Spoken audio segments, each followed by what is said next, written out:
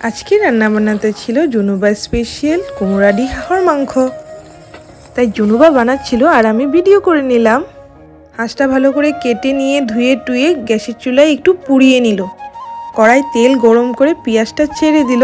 পেঁয়াজটা এবার ভালো করে নাড়াচাড়ার পালা। আমি কিন্তু কখনো হাঁসের মাংস বানাইনি। পেঁয়াজটা ভালো করে লাল লাল করে একদম ফ্রাই করে নিল।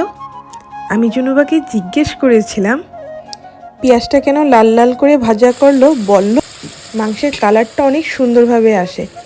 এবার আদা রসুন কাঁচা লঙ্কা বাটা সব কিছু একসাথে দিয়ে ভালোভাবে নেড়ে চেড়ে নিল, সাথে একটু জলও দিয়ে দিয়েছিল। এবার হলুদ মরিচ জিরে ধনে পাউডার দিয়ে মশলাটা ভালোভাবে কষিয়ে নিতে হবে। মশলার থেকে তেল ছেড়ে দিলে মাংসটা দিয়ে দিতে হবে। এবার ভালোভাবে কষিয়ে নিতে হবে। তোমাদের কার কার দেখে খেতে ইচ্ছে করছে কমেন্টে জানাতে একদম ভুলো না।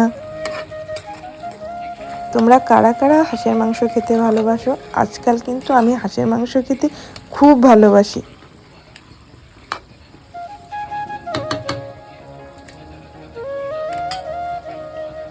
মাংসটা অনেকক্ষণ কষানোর পর এবার ঢাকা চাপা দিয়ে ভালোভাবে কষিয়ে নিতে হবে। তখন মাংসটা ভালো করে সিদ্ধ হয়ে যাবে। তোমরা যদি ট্রাভেল ফর ফুডের চ্যানেলটিকে সাবস্ক্রাইব করোনি, একবার সাবস্ক্রাইব করে দিও। সাবস্ক্রাইব করতে কিন্তু একদম ভুলো না।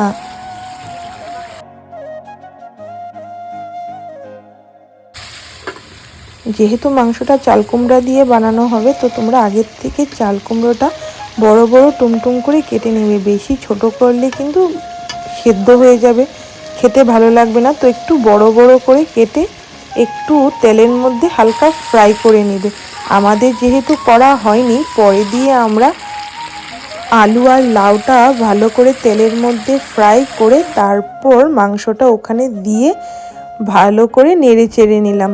তারপর সিদ্ধ হলো নাকি দেখলাম, কিন্তু সিদ্ধ হয়নি। তখনও আরও ভালোভাবে কষাতে হবে। তারপর বেশ খানিকটা জল দিয়ে একদম ঢাকনা চাপিয়ে দিলাম। এবার একদম শেষের পর্যায়ে একদম ভালো করে সেদ্ধ হয়ে গেছে সব কিছু। একবার চেক করে নেব আলুটা সেদ্ধ হয়েছে নাকি। খেতে কিন্তু বেশ দারুণ হয়েছিল। For more updates follow and subscribe our channel.